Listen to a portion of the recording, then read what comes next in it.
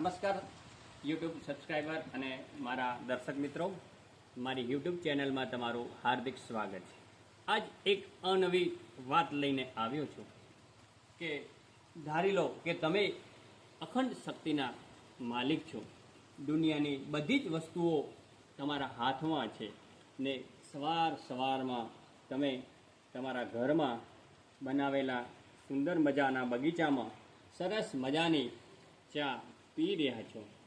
વરસાદી અને ખુશનુમા વાતાવરણમાં એવામાં તમારો એક ખાસ નજીકનો દોસ્ત આવે છે, જેની તમે ડગલે ને પગલે કહેવાય કે મદદ કરો છો. એ આવીને બેસે છે અને તમારી સાથે કહેવાય કે ચાની ચુસ્કી લગાવે છે અને પછી કહે છે કે ભાઈ બધું મસ્ત ચાલે છે, જીવનમાં મારે કોઈ કમી નથી, પણ બસ આ એક મારું કામ અટકી પડ્યું છે, જરા જોઈને પૂરું કરાવી દેજે ને. તમે મસ્ત મૂડમાં છો, હસતા હસતા તમે એને એક ટપલી મારીને કહો છો કે લ્યા આમાં તો કંઈ કહેવાનું હોય, કરાવી જ દઈશ ને.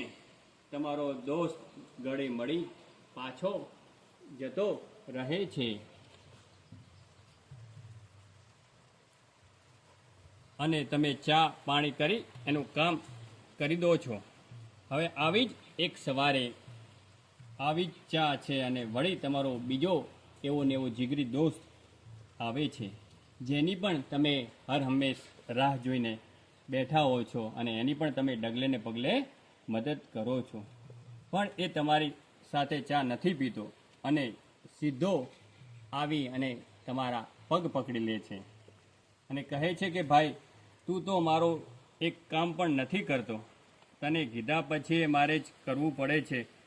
તું છે તોય જીવનમાં દુઃખ જ દુઃખ છે, મને ક્યારે સુખ દેખાડીશ તું?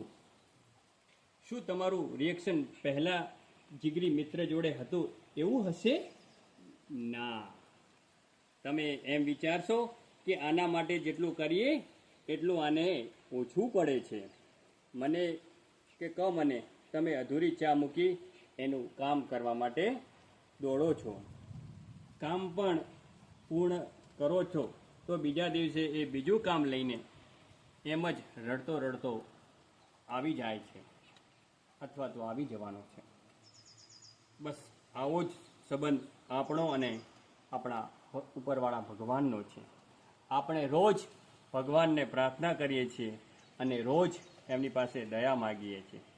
શું ભગવાન આપણાથી આ બીજા મિત્રની જેમ કંટાળતા નહીં હોય કે સાલું આના બધા જ આપણે કામ કરું છું પણ તેમ છતાંય આ રડતો ને રડતો રહે છે, એટલે જ કહે છે કે મોજમાં રહો. ભગવાન આપણો મિત્ર છે.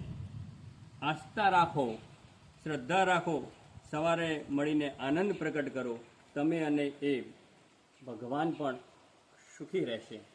એટલે મિત્રો, સવારે જ્યારે ઉઠો ત્યારે કહેવાય કે આનંદ સાથે દિવસને જીવજો અને કહેવાય કે ભગવાન પાસે રડતા ન જતા, કારણ કે ભગવાન હંમેશા તમને હસો કે રડો તો આપતો રહ્યો છે અને આપશે. અસ્તુ. જય હિન્દ.